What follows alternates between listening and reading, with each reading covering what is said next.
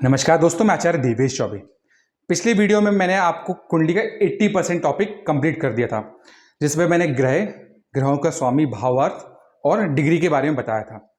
अब इस वीडियो में मैं आपको बताऊंगा शुभ और अशुभ ग्रह जो होते हैं वो, साथ ही मित्र और शत्रु ग्रह। देखिए, आने वाले समय में जब आप कुंडली देखेंगे तो आपको ये छोटी छोटी बेसिक चीजें हैं, इनका बहुत मतलब उपयोग होगा वहां पर कुंडली में। तो आज हम बात करते हैं शुभ और अशुभ ग्रहों के बारे में और मित्र और शत्रु ग्रहों के बारे में। आगे चलकर जब आप कुंडली देखेंगे ना, तो आपको ये मित्र, शत्रु, शुभ और अशुभ ग्रहों के बारे में और क्लियर होता जाएगा। मैं वैसे इस वीडियो के माध्यम से स्टेप बाय स्टेप चीजें क्लियर करते जा रहा हूं, बट कहीं पे भी कोई डाउट हो तो आप मुझे कमेंट कर सकते हैं।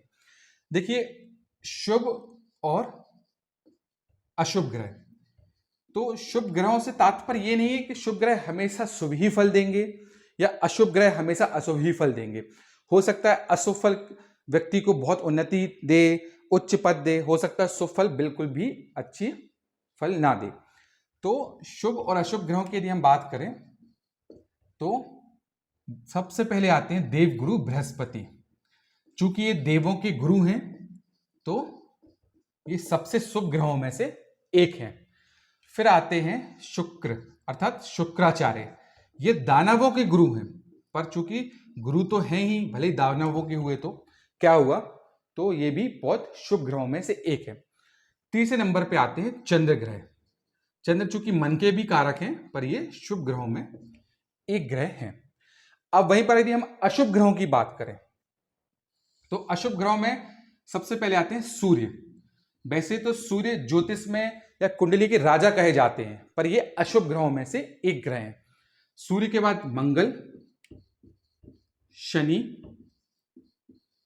राहु और केतु, ये सभी अशुभ ग्रहों में से आते हैं।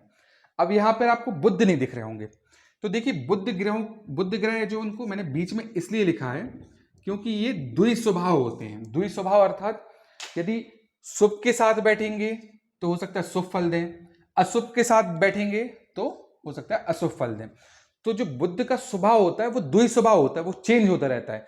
इसलिए बुध ग्रह को शुभ और अशुभ दोनों कैटेगरी में देखा जाता है। तो अभी हमने समझ लिया है कि शुभ ग्रह कौन कौन से होते हैं और अशुभ ग्रह कौन कौन से होते हैं।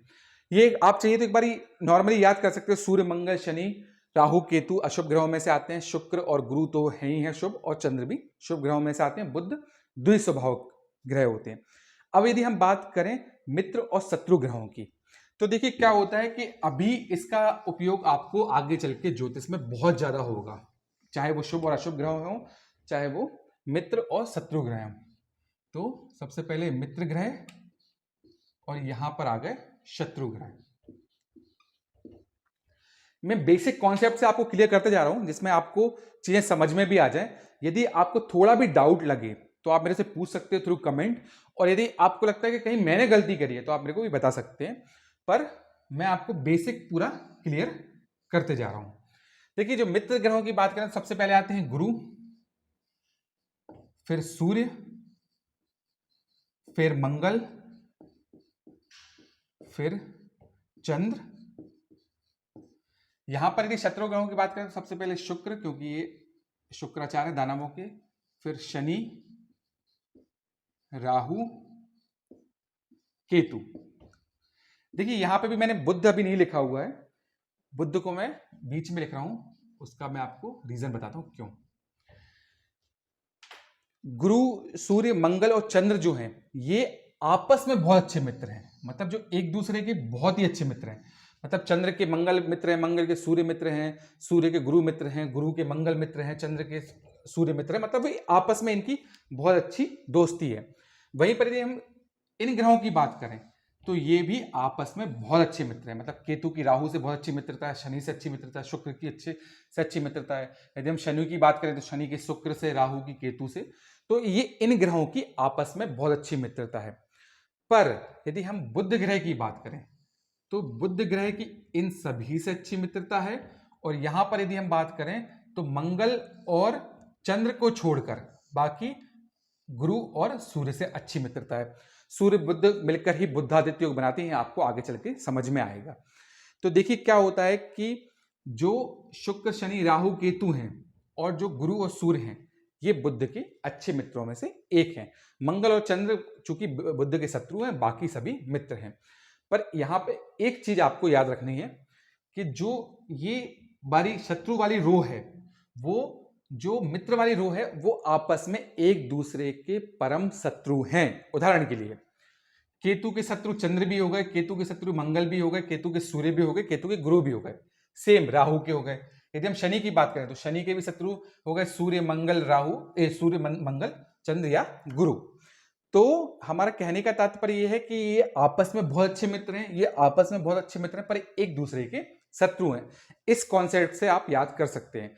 सीधा सिंपल सा आप याद रखिए कि गुरु के जो भी गुरु हो गए, मंगल हो गए, सूर्य हो गए, चंद्र हो गए, ये आपस में बहुत अच्छे मित्र हैं। वहीं पर इसके अपोजिट यदि अपन शत्रु ग्रहों की बात करें तो शुक्र हो गए जो कि दानवों के गुरु हैं, फिर शनि राहु केतु, ये आपस में बहुत अच्छे मित्र हैं। पर इन दोनों की आपस में एक दूसरे से बिल्कुल नहीं बनती है, ठीक है।